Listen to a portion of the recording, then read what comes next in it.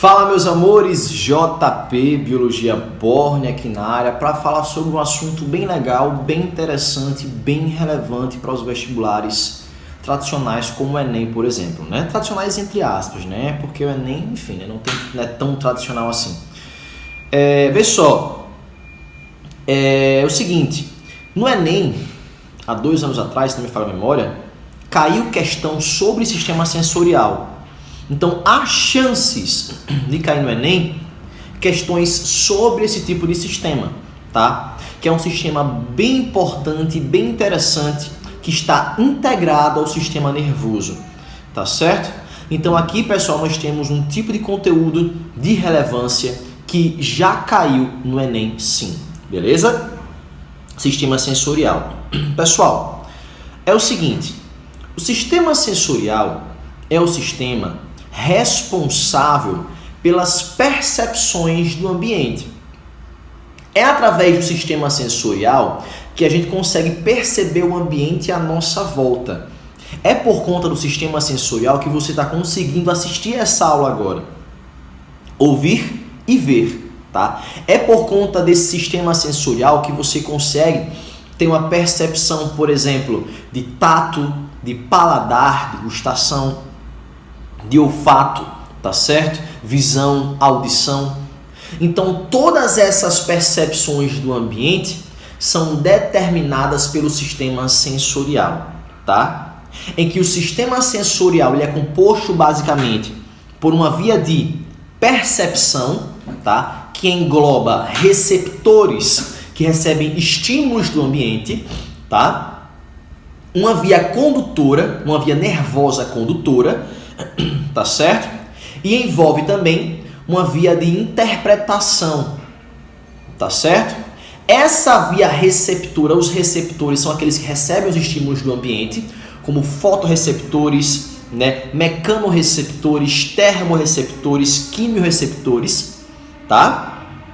As vias condutoras são os nervos sensitivos, que conduzem a informação dos receptores até o sistema nervoso, onde é no córtex cerebral que vão haver interpretações, tá? Dessas informações que são recebidas pelos receptores, e vai haver também a formação das sensações. É no córtex cerebral que as sensações são geradas, tá certo? Sensação de frio, de calor, tá? Sensação de tato, de dor, visual, auditiva, de gustação, de cheiro. É no córtex cerebral, tudo bem que em lóbulos diferentes, mas é nele que envolve necessariamente a formação das sensações, tá? Em que a gente vai ver cada uma delas nos próximos slides, beleza? Então aqui esse esquema mostra claramente, né, que os receptores, tá, que apresentam neurônios, eles vão receber o estímulo, tá certo? Vão conduzir a informação por meio de uma via condutora por nervos sensitivos até o córtex cerebral, tá? Onde no córtex cerebral quem interpretará esses estímulos serão os centros nervosos, tá certo? E é nesse córtex cerebral, através dos centros nervosos, que ocorre a formação das sensações. Sensação visual, auditiva, tátil, olfatória, olfativa e gustativa, tá? Lembrando que existem substâncias químicas que podem moldar essas sensações, tá? Muitas delas também atuam na produção de dopamina, tá? Essas substâncias são conhecidas como drogas, tá? Existem algumas drogas que atuam muito na indução de uma via visual, de uma via auditiva, de uma via tátil, tá certo? E que também atua na produção exacerbada do neurotransmissor dopamina, tá? Aquele que gera o prazer, juntamente com a serotonina, que atua na satisfação em termos de bem-estar, tá? Aí vejam só, o primeiro sentido que a gente vai falar é, na verdade, o sentido da visão, tá certo? Em que a gente vai falar dessa visão de maneira anatômica e fisiológica, tá certo?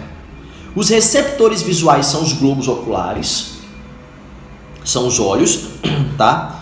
E por serem visuais, são, na verdade, fotorreceptores. Beleza?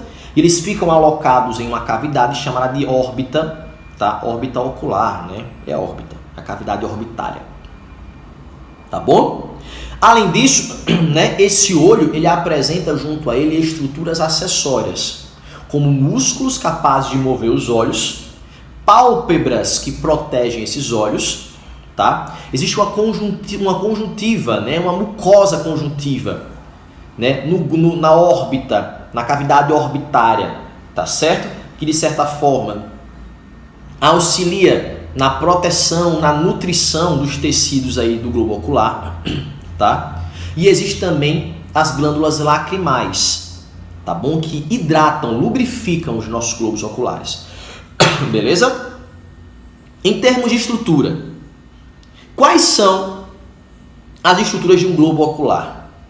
Pessoal, basicamente existem 3 camadas de tecidos, entre aspas, que envolvem o globo ocular, que formam o globo ocular. Juntamente com essas 3 camadas de, entre aspas, tecidos, por que eu coloco entre aspas tecidos? Porque não está dentro da histologia, né? Não é um grupo de tecidos específico, não é tecido dental, não. São tecidos, né? São tecidos, tá? Aglomerados celulares que formam um órgão, tá? Então existem 3 camadas.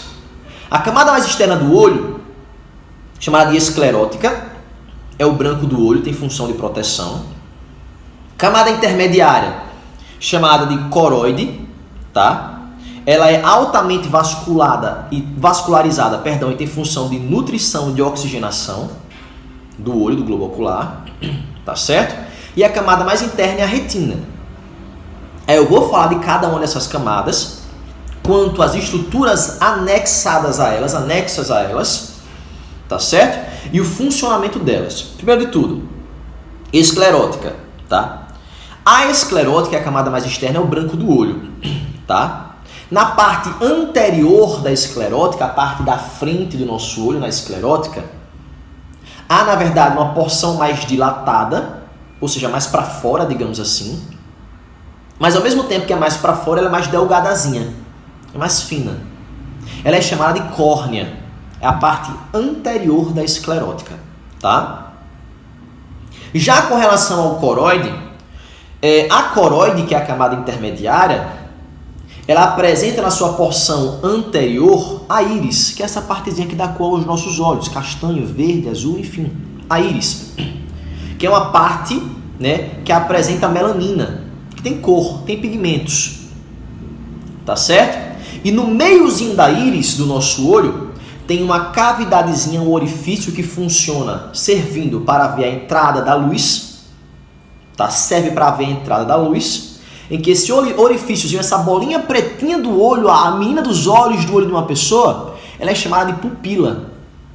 A pupila é nada mais, nada menos do que um orifício do olho, que serve para a entrada de luz. Tá certo?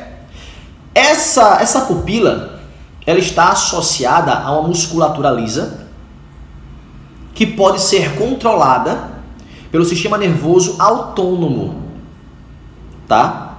Em que, quando o sistema nervoso autônomo parasimpático ele é acionado, tá certo?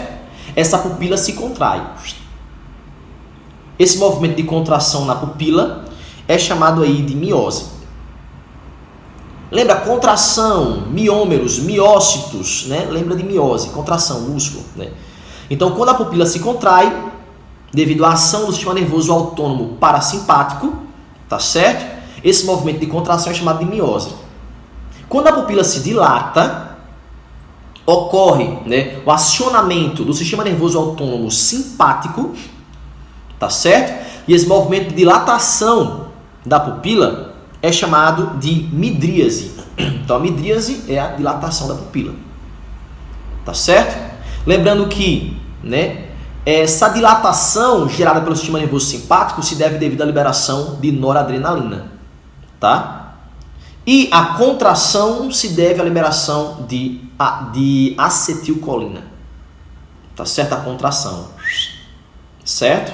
Causada aí pelo sistema nervoso parasimpático, Essa contração é chamada de miose, tá? Aí, vê só, isso com relação à pupila, tá? Com relação à retina ela é formada de tecido nervoso, tá? E na porção anterior da retina, existe uma estrutura na forma de cristal que tem, né, na verdade, duas superfícies convexas, ela é biconvexa, tá? Em que ela é chamada de cristalino. O cristalino é como se fosse uma lente presente nos nossos olhos, transparente, tá? Em que ela é biconvexa e ela auxilia, de certa forma, no foco dos nossos olhos, tá? E esse cristalino, ele simplesmente atua de tal maneira a fazer com que os raios luminosos, quando entram na nossa pupila, quando eles passam pelo cristalino, eles vêm a convergir. Eles convergem e se concentram lá no pontozinho, no meio, no final da nossa retina. Então esse cristalino serve para que os raios luminosos venham a se convergir e a se concentrar no finalzinho da retina. Esse local central, no final da retina, aonde a luz vai se concentrar, é chamado de fóvea centralis. É o local aonde, né, a luz vai se concentrar. Nesse local, há muitas células nervosas da retina que têm função de captar luz e atuam necessariamente, né, nessa questão da captação de luz, né, formando imagens mais claras, mais escuras, etc. E existem outros tipos celulares que atuam necessariamente na formação das cores das imagens, tá? As células que atuam na formação das cores são os cones, e as células que atuam necessariamente na maior captação de luz possível são os bastonetes, tá? Já já eu falo sobre eles. Ainda sobre essa fóvea centralis, que é esse ponto finalzinho do central finalzinho da retina, que tem aqui na imagem. Essa fóvea centralis, ela apresenta uma pequena depressão. Olha aqui, ó, no slide. Essa fóvea centralis, vou botar aqui com a seta, ela apresenta uma pequena depressão, ó. Aqui tem um zoom dessa fóvea centralis. E ela apresenta um local com uma depressãozinha, ó, esse localzinho aqui, tem essa depressão. Deixa eu apagar para botar de novo. Esse local tem uma depressão. Ele é mais baixinho, digamos assim, do que mais recuado do que as outras porções aí da fóvea centralis. Esse local aí, nessa região que tem essa depressão, é chamada de mácula lútea, tá certo? Ou mancha amarela, né? É a mesma coisa. Essa mácula lútea, né, ela é uma região mais recuada que apresenta uma maior concentração de cones, tá? Na região mais periférica dessa mácula lútea, por consequência, na região mais periférica da fóvea centralis, há uma maior concentração de bastonetes. Então, afirmo para vocês, na mácula lútea tem uma maior concentração de cones. E é o centro da fóvea centralis. Na fóvea centralis, na região mais periférica, existe uma maior concentração de bastonetes e não de cones. Beleza? Já já eu falo sobre os cones e os bastonetes para vocês, tá? Aí, vê só, logo abaixo da fóvea centralis tem um nervo óptico. É esse nervo, né, que após a imagem ser formada, leva a informação até o córtex cerebral, tá? E próximo a esse nervo óptico, né, tem aí um ponto cego, que é o local na retina que não tem nem bastonetes e nem cones. Portanto, é um local que não forma imagem, não serve para formar imagem. Beleza? Deixa eu passar aqui para vocês compreenderem melhor. Galera, aqui nós temos o cone e um bastonete, tá? O cone tem função necessariamente de formar as cores das imagens, tá certo? E tem vários cones, tá certo? Na mácula lútea, vários cones. Cones, né, que são mais associados à cor vermelha, cones mais relacionados à cor azul e cones mais relacionados à cor verde. De acordo com a quantidade de cones que são agrupados de cores diferentes naquela mácula lútea, tá? As cores são formadas. Por exemplo, vermelho e azul. Se os cones vermelhos e azuis forem recrutados, na imagem que é gerada, vai haver a mistura dos vermelhos e dos azuis, formando uma terceira cor. Então, a depender dos cones que são recrutados para formar as cores são misturadas e são formadas, tá? Então, é a partir do recrutamento dos cones, tá, que ocorre a formação das diferentes cores na imagem que a gente está enxergando, que a gente enxerga. Tá bom? Aí, vê só, nesses cones há um tipo de pigmento que é responsável pela formação das cores, chamado de fotopsina. A fotopsina é um pigmento, tá, que está presente nos cones, responsável pela formação das cores. Beleza? Já no caso dos bastonetes, eles são responsáveis necessariamente, tá, pela percepção da luz. Beleza? E esses bastonetes, certo? Eles apresentam, perdão, um tipo de pigmento chamado de rodopsina. Essa rodopsina que é produzida em excesso quando a gente está no local que é mais escuro. E ela é produzida em excesso necessariamente para fazer com que a gente consiga aumentar a capacidade de absorção luminosa e conseguir enxergar melhor no escuro. Então, quanto mais rodopsina tiver nos bastonetes, maior é a captação de luz e mais fácil a gente vai conseguir enxergar no escuro. Então, por exemplo, quando você está no escuro, né? Quando você está no claro, perdão, tô no claro. Quando você está no claro, de repente desliga a luz, você percebe que naquele momento fica tudo escuro. Mas aos poucos você vai conseguindo se adaptar e vai conseguindo enxergar melhor. Você vai se adaptando e vai conseguindo enxergar melhor justamente porque mais rodopsina é produzida naquele momento, aumentando a capacidade dos seus bastonetes em reterem a luminosidade. Beleza? Quando você volta para o claro de maneira repentina, aquela rodopsina vai estar em excesso na sua retina. Por consequência, a luz vai ofuscar os seus olhos. Então, quando você está no escuro, de repente a luz é ligada, você se sente ofuscado. Por quê? Porque tem muita rodopsina nos seus bastonetes, que aumentam em muito a capacidade de absorção de luz, tá? O que é que vai acontecer? Aos poucos, novamente, a sua visão vai se adaptando ao claro. Por que ela vai se adaptando? Porque a rodopsina vai sendo convertida em retineno, diminuindo assim a quantidade de rodopsina disponível nos seus bastonetes, diminuindo também a sensibilidade deles com relação à luz, tá? E é essa conversão de rodopsina em retineno que diminui a sensibilidade e, por consequência, faz com que a sua visão não fique mais ofuscada depois de um certo tempo, quando você vai se acostumando no claro. Beleza? Aí vejam só, com relação ao cristalino, isso é muito interessante. O fio pode explicar isso de maneira bem interessante à luz da física, tá? O cristalino é um tipo de estrutura, tá? Como se fosse um cristal, uma lente nos nossos olhos, localizada numa região que fica entre a íris e a retina, tá? Em que no cristalino, pessoal, o cristalino, ele apresenta duas superfícies convexas. Ele é biconvexo, tá certo? E através de musculaturas ciliares e também de alguns ligamentos suspensores, é que esse cristalino ele consegue moldar. Por que o cristalino precisa ser moldado, precisa modificar a sua forma? Simples. Porque a depender da distância que os objetos se encontram nos seus olhos, para você conseguir ter uma visão mais nítida deles, você precisa ter um foco melhor para aquele objeto. Então, por exemplo, o foco para um objeto que está perto de você não é o mesmo foco para um objeto que está longe de você.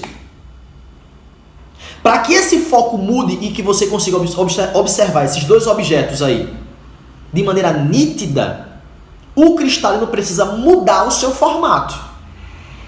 Então, por exemplo, Para enxergar, né, estruturas que estão próximas, enxergar objetos que estão próximos, o cristalino precisa estar mais convexo, mais arredondado, tá?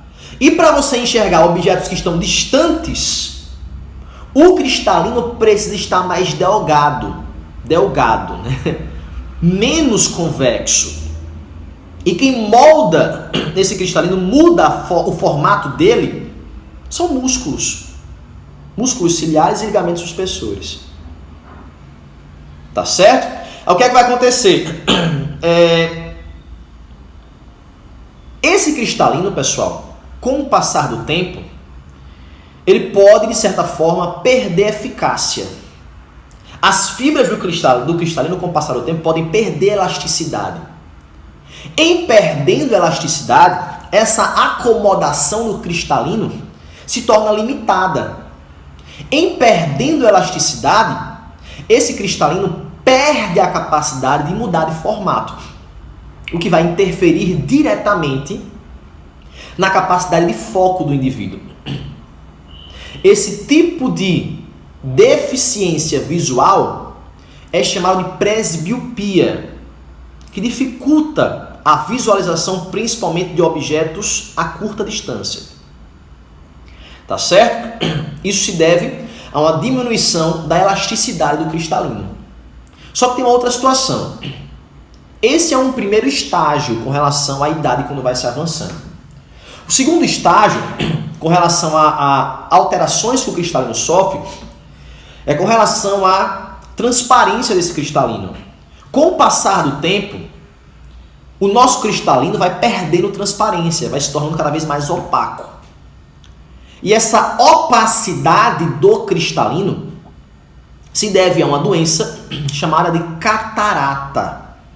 A catarata é a perda da transparência do cristalino. É quando o cristalino vai ficando cada vez mais opaco. E a catarata é uma das principais causas de cegueira, tá certo? Na população humana. Muitas pessoas ficam cegas todos os anos por conta da catarata, por conta dessa opacidade que é formada no cristalino. Tá certo? E esse cristalino, pessoal, ele pode ser trocado. Essa lente pode ser trocada através de uma intervenção cirúrgica de troca de cristalino. Beleza? Aí, ó, para mostrar para vocês como é que isso acontece, eu trouxe um videozinho de uma cirurgia. Vocês vão ver que é bem invasivo e até dá uma agonia, tá? Mas vocês vão ver essa cirurgia oftalmológica de troca de cristalino. Vamos ver só um pedacinho dela para vocês se situarem como é que ocorre, né? O médico vai fazer uma incisão lá na córnea, vai introduzir uma pinçazinha até a região lá da íris e da pupila, para poder conseguir retirar o cristalino. Posteriormente, ele vai inserir um novo. Olha esse vídeo aí como é, ao mesmo tempo que é agoniante, ele é interessante também. Olha o vídeo, olha que legal.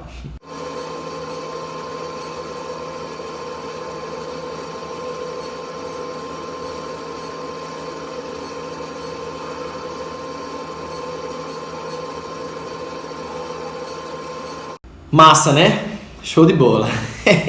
Dá um pouquinho de agonia, mas é legal.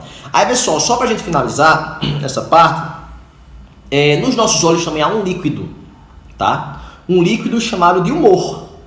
Humor, tá? Humor aquoso ou humor vítreo. Esse humor aquoso é um líquido que fica inserido entre a córnea e o cristalino. Tá? Essa região aqui do nosso olho, entre a córnea mais para frente, mais esclerótica, e o cristalino mais recuado. Tá? E existe um humor vítreo também, que fica inserido dentro do globo ocular. É esse líquido que preenche o globo ocular internamente, na câmara do globo ocular. E faz com que o globo ocular tenha esse formato esférico, esse formato de globo. Beleza? Aí vejam só. Aqui é um esquemazinho mostrando, né, como é que a imagem ela é formada, mostrando que a imagem ela é formada na retina. Ao contrário, tá? Mas ela é conduzida ao longo do nervo óptico com essa perspectiva, né, de ao contrário, e chegando no córtex cerebral, tá? Ela é invertida. É dessa forma que ocorre a formação da imagem, né, e a percepção visual, tá?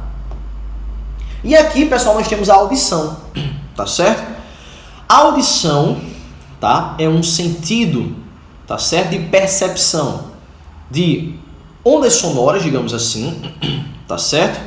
Em que o fonorreceptor, teoricamente, é o nosso ouvido, é a orelha, tá? Em que essa orelha é dividida em 3 porções. Uma porção mais externa, uma porção mais mediana e uma porção mais interna. Vou falar estruturalmente de cada uma dessas porções e mais para frente eu vou falar em como tudo isso funciona, tá certo? Primeiramente, orelha externa. Ela é formada por um pavilhão auricular ou pavilhão auditivo, que é feito de pele e cartilagem, tá certo? E também é formado de um conduto auditivo externo, que é o buraco do ouvido aqui. Nele há pelos e glândulas produtoras de cerúmen, que servem para proteger a nossa orelha média e a orelha interna. Beleza? Além disso, lá no finalzinho da orelha externa, tem uma membrana chamada de tímpano. Essa membrana chamada de tímpano é ela que recebe as ondas sonoras e as converte em vibrações. Então, eu estou falando aqui com vocês. Essas ondas sonoras estão entrando no seu conduto auditivo externo e chegando até o tímpano.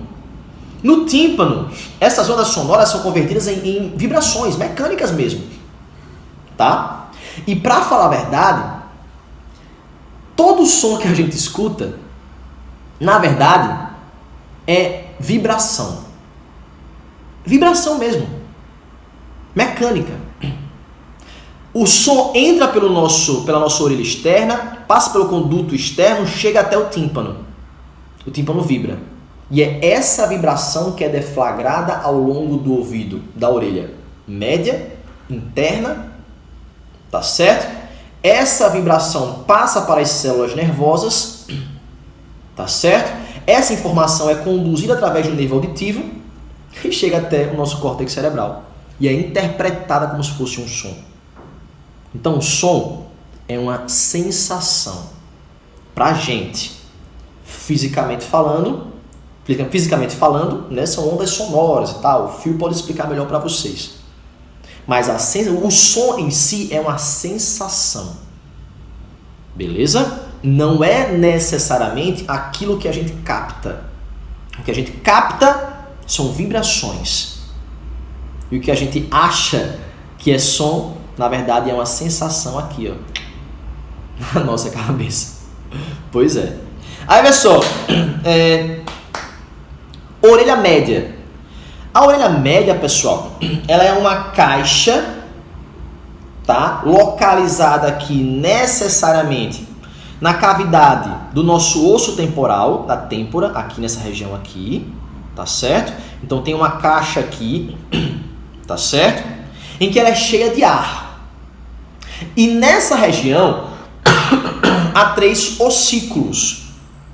3 ossículos, beleza? Martelo, bigorna e estribo. Esses ossículos são os menores ossos do corpo humano. E eles têm por função captar essa vibração do tímpano e levar essa vibração até a orelha interna. Tá certo? Então esses ossículos, eles vão vibrar de acordo com a vibração do tímpano e vão conduzir essa vibração até a orelha interna. Beleza? Tranquilo? Aí, pessoal, nesse ouvido, essa orelha, perdão, média, há também uma tuba auditiva, ou tuba de Eustáquio. Não é Eustáquio Gomes, não, é de Eustáquio, tuba de Eustáquio. Ou tuba auditiva. Essa tuba auditiva ela está conectada diretamente com a nossa faringe. Tá certo? E essa conexão com a faringe faz com que, obviamente, o nosso sistema auditivo esteja conectado diretamente com as vias respiratórias. Tá? E essa conexão entre sistema auditivo e via respiratória, tá? Ela regula a pressão interna nos nossos ouvidos. Tá? Então, por exemplo, quando a gente vai voar, né, vai andar de avião e tal, né, a gente tá subindo, tá vendo uma elevação na altitude, né? Tá subindo na altitude, né? Não sei se é redundante isso aí, né? Mas enfim, tá subindo. Né? Quando a gente tá subindo, a gente sente que o ouvido ele sente uma pressão, né? Um incômodo no ouvido. Por que isso acontece? Porque ocorre uma diminuição na pressão atmosférica. E essa diminuição na pressão atmosférica vai influenciar diretamente na pressão que é exercida no ouvido médio, na orelha média. Beleza? Justamente porque a orelha média se comunica diretamente com as nossas vias respiratórias. E o ar que a gente respira é o ar atmosférico. Né? Por isso que a gente sofre um incômodo quando a gente vai andar de avião, ou sei lá, subir uma ladeira muito alta, tá viajando, sobe serra, desce serra, enfim. Sente um incômodo no ouvido porque a pressão atmosférica vai influenciar na pressão interna na orelha média. Tá? Podendo causar assim uma mudança na conformação do tímpano, que precede essa orelha média. Beleza? Aí, pessoal, com relação à orelha interna. A orelha interna, pessoal, ela tem função de captar essas vibrações dos ossículos, tá? Do martelo, bigorna, estribo, né? Essa orelha interna captura essas vibrações, tá certo? E leva essas vibrações até as células sensitivas, sensoriais, que vão conduzir essa informação até o córtex cerebral. Tá? Então, na orelha interna, lá dentro de uma estrutura chamada de cóclea ou caracol, tem células sensoriais que vão capturar essas vibrações e vão conduzir essa informação ao longo do nervo auditivo até o córtex cerebral. Beleza? Aí vejam só, essa orelha interna ou labirinto, né? Como já falei para vocês, função de captação de ondas sonoras e estimulação das células nervosas em função do equilíbrio, de equilíbrio. É uma outra função associada também a essa orelha interna, a função do equilíbrio, que já eu falo disso para vocês. Mas a priori, né? Pensem que essa orelha interna ela vai servir para a captura das vibrações, né, das ondas vibratórias, tá? Para fazer com que essa vibração passe para as células sensoriais e essa informação seja levada através do nervo auditivo até o córtex cerebral, tá? Essa orelha interna, esse labirinto, é formado por duas estruturas: a cóclea e o vestíbulo. A cóclea é responsável pela audição e o vestíbulo responsável pelo equilíbrio. São duas estruturas, cóclea e vestíbulo, tá? Aí, vê só, essa cóclea apresenta um órgão de corte, né? Um órgão chamado de corte, né? Já eu falo deles para vocês. Deixa eu voltar aqui. Aí, vejam só, aqui nesse esquemazinho, né, do sistema sensorial, nós temos aqui mostrando, né, todas as porções, né, do sistema sensorial auditivo, né?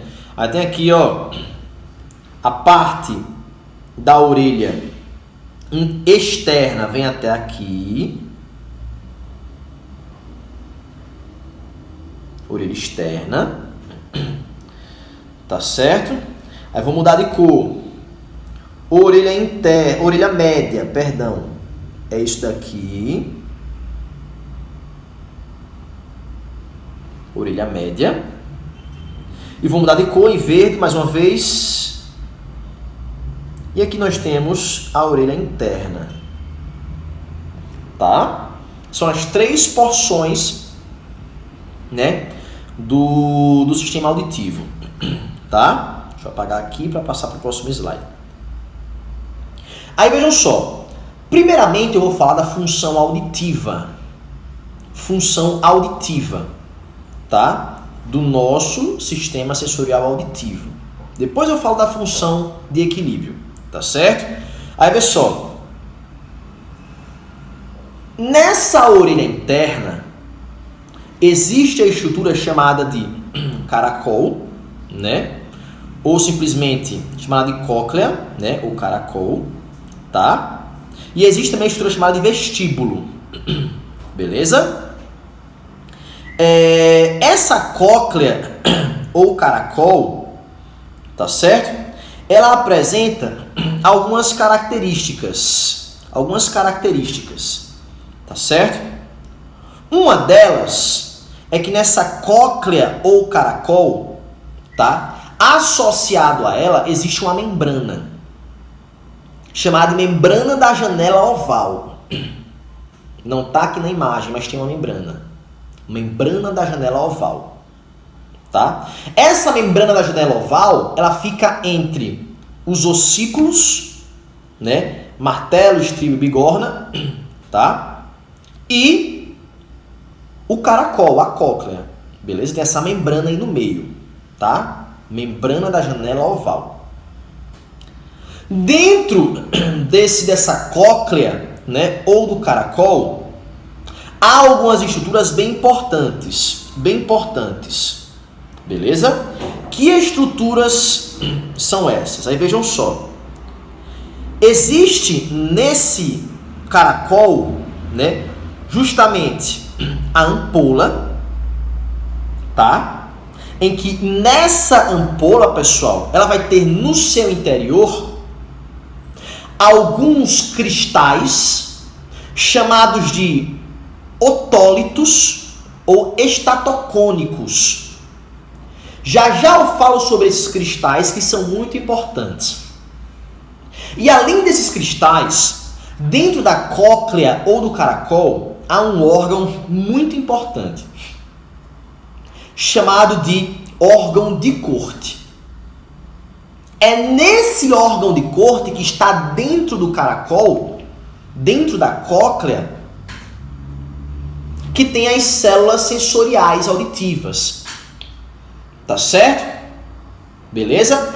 São essas células que são excitadas. Tá? E elas são excitadas através da vibração de mais uma membrana, chamada de membrana tectórica. Então não esquece, tem o órgão de Corte, tá? Nele tem células sensoriais auditivas. Nele também tem essa membrana chamada de membrana tectórica.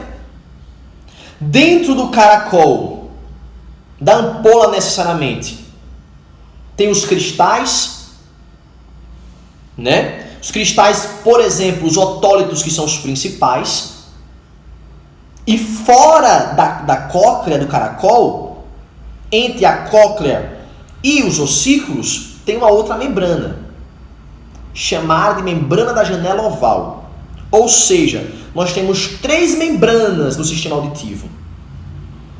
3 membranas.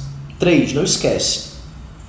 Tímpano, membrana da janela oval e membrana tectórica. São 3 membranas. Como é que funciona o fluxo das vibrações, das ondas sonoras do nosso sistema auditivo? É o que eu vou explicar para vocês agora. Primeiramente, o som penetra pelo nosso pavilhão auricular, pavilhão auditivo, vai através do conduto externo, tá, do buraco do ouvido, chega até o tímpano. Quando chega no tímpano, esse som vibra o tímpano. Ao vibrar o tímpano, essa vibração passa para os ossículos e chega até a membrana da janela oval. Beleza? Vou repetir. O som entra pela orelha externa, passa pelo conduto auditivo externo, chega até o tímpano, vibrando o tímpano. Ao vibrar um tímpano, vibra também os ossículos. Esses ossículos vibram a membrana da janela oval. Essa membrana da janela oval, sabe o que ela faz? Ela vibra a cóclea. Termina vibrando a cóclea, o caracol. Ao vibrar essa cóclea, pessoal, ela termina agitando no interior os cristais. Termina agitando, tá? os otólitos, por exemplo. Beleza?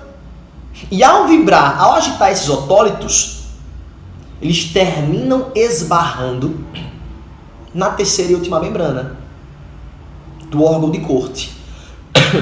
Essa terceira e última membrana, que é chamada de membrana tectórica, tá? Ou tectória. Essa membrana tectória ou tectórica, ela sofre essa vibração e ao ser vibrada, ela termina estimulando as células sensoriais. Então essa membrana tectória, ela vai vibrar e vai estimular as células sensoriais, gerando aí um impulso nervoso que vai ser conduzido até o córtex cerebral e lá vai ser interpretado como um som. Beleza? Vou repetir o caminho. Orelha externa, conduto auditivo externo, tímpano. Tímpano vibra, passa a vibração para os ossículos passam a vibração para a membrana da janela oval, passam a vibração para a cóclea. A cóclea agita os otólitos, por exemplo, que terminam de certa forma gerando uma vibração na membrana tectória, beleza?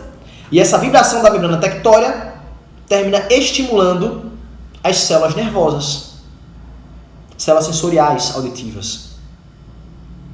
Essa informação é passada através do nervo auditivo até o córtex cerebral e lá isso é interpretado como se fosse um som. Beleza?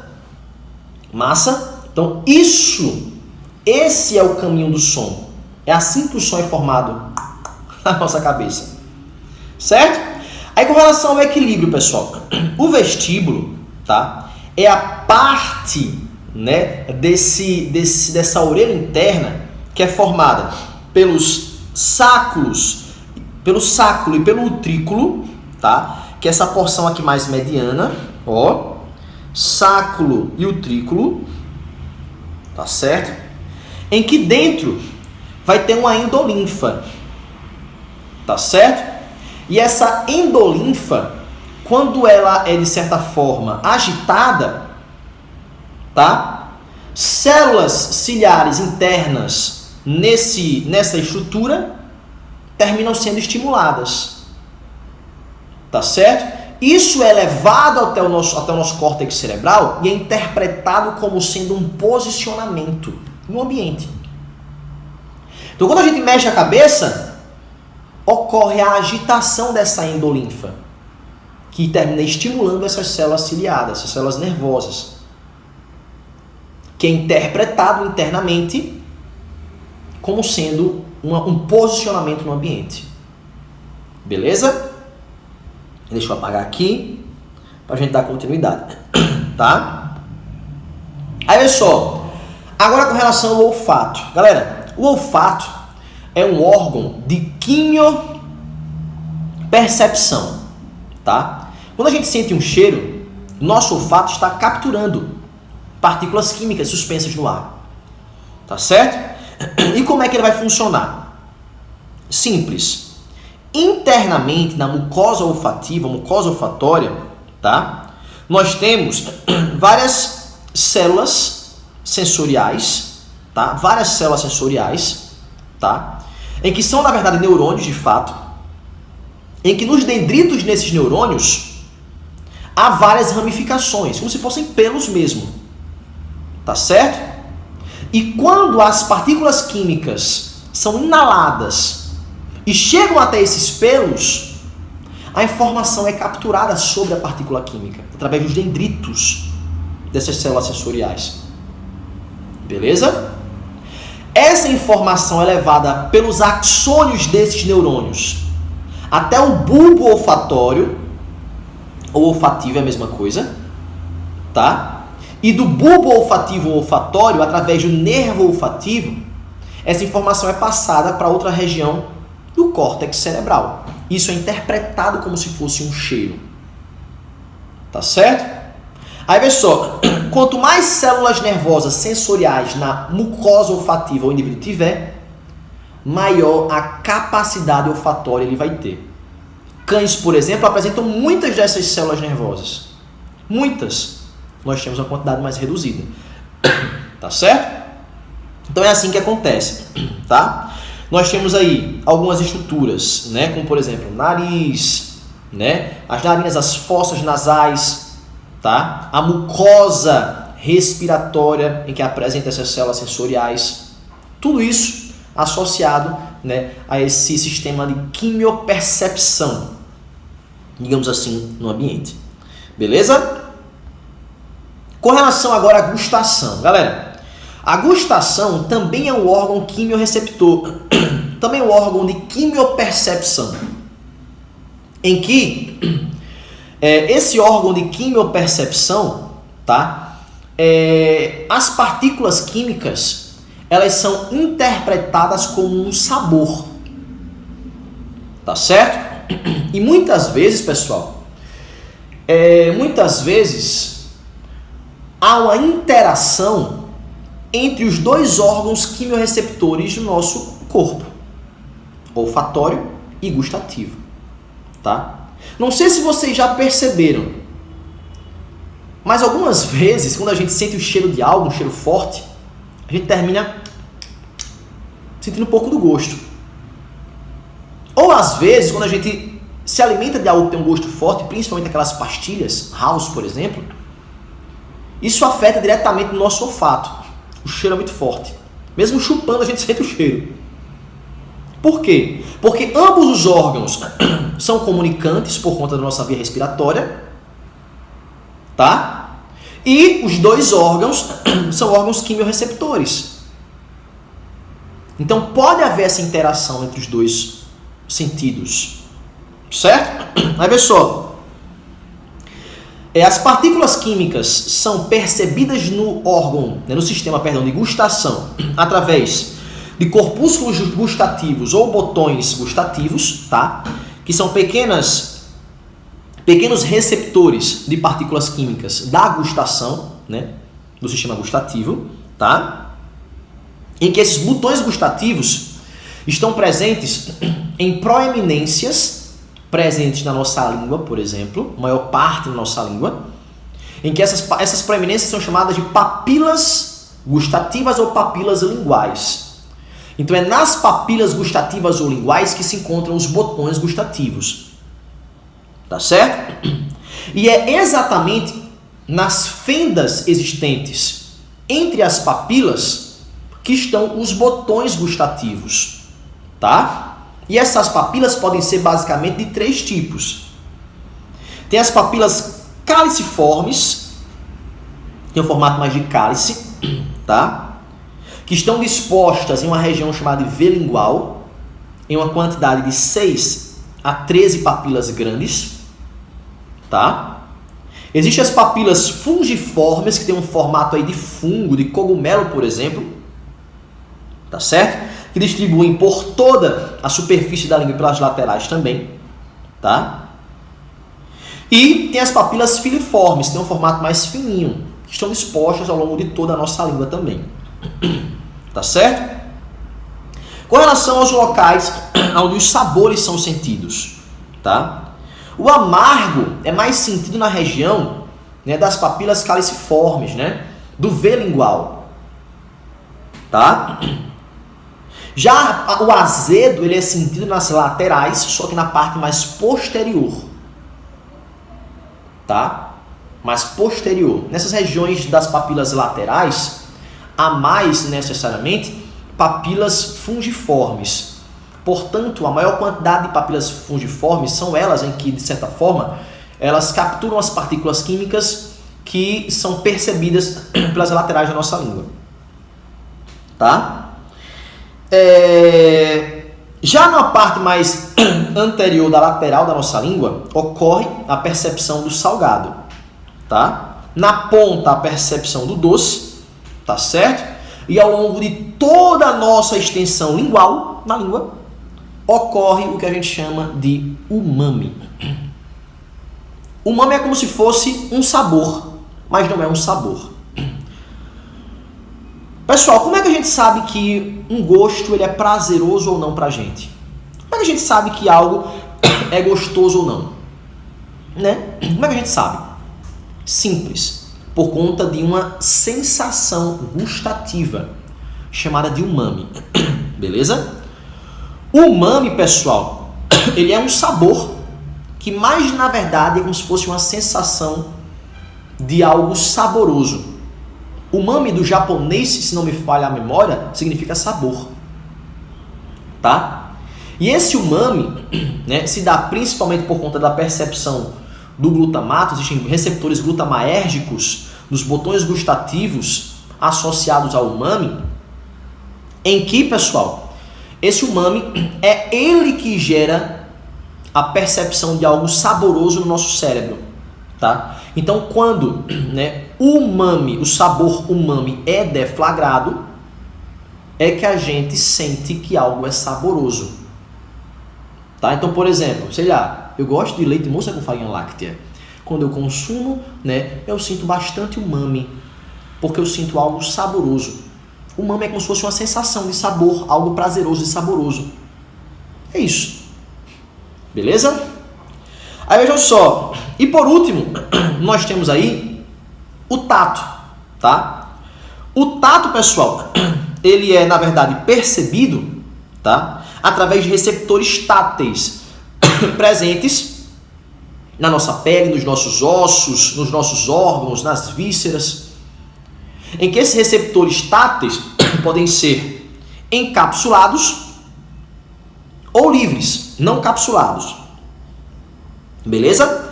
E esses receptores táteis são eles que geram a sensação de dor, calor, o frio, pressão, etc. Tá certo? Eles são encontrados em vísceras, músculos, tá? E eles são envolvidos, tá bom? Por tecido conjuntivo, podendo ser capsulado ou livre, como já falei para vocês. Quem são os encapsulados, tá? São, na verdade, os receptores chamados de corpúsculo de Meissner, corpúsculo de Krause, corpúsculo de Ruffini e corpúsculo de Vater-Pacini. Esses corpúsculos são todos mecanorreceptores, ou seja, estão associados ao toque e à pressão. São mecanorreceptores. Então, todos os receptores táteis encapsulados estão associados à pressão e ao toque. Beleza? Já os receptores, né, táteis livres ou não capsulados são, na verdade, terminações nervosas livres que estão presentes em muitos órgãos do nosso corpo. Na pele, né, na derme, por exemplo. Está presente nas vísceras, nos músculos, nos ossos. E esses receptores não capsulados ou livres são eles que garantem principalmente a sensação de dor, frio e calor. Tá? Os não capsulados, dor, frio e calor, e os encapsulados, na verdade, é o toque e a pressão. Beleza? Aí aqui nós temos o formato de cada um desses corpúsculos, né, desses receptores, encapsulados e não capsulados. Tá? Corpúsculo de Meissner, presente principalmente nas palmas das mãos e nas plantas dos pés. Corpúsculo de Krause, presente na pele, na boca e na genitália, na mucosa oral e na genitália. Tá? Corpúsculo de Ruffini, presente na pele, na mucosa oral também na genitália. Tá? Corpúsculo de Vater e Pacini, presente no tecido conjuntivo em geral e nas vísceras, portanto está presente na pele, tá bom? E em outros órgãos, tudo que tem tecido conjuntivo de modo geral, todos os tipos de tecido conjuntivo, né, apresentam corpúsculo de Vater-Pacini, tá? E as terminações nervosas livres estão presentes na derme, ossos, músculos, articulações, vasos e vísceras. São eles que determinam a sensação de dor, calor, frio, por exemplo. Beleza? Meus amores, por hora é só, por hoje é só, tá certo? Quero muito agradecer a sua presença aqui assistindo a aula, tá? Eu quero que você tenha um excelente dia depois dessa aula, uma excelente noite de sono, um excelente dia, enfim. Aproveite o seu dia, estude se for para estudar ou descanse se for para descansar, tá certo? Eu quero que você, se possível, tirar um print aí da nossa aula e postar no story para fortalecer a nossa isolada. Dá um likezinho, beijão, tchau, tchau e até a próxima aula. Valeu!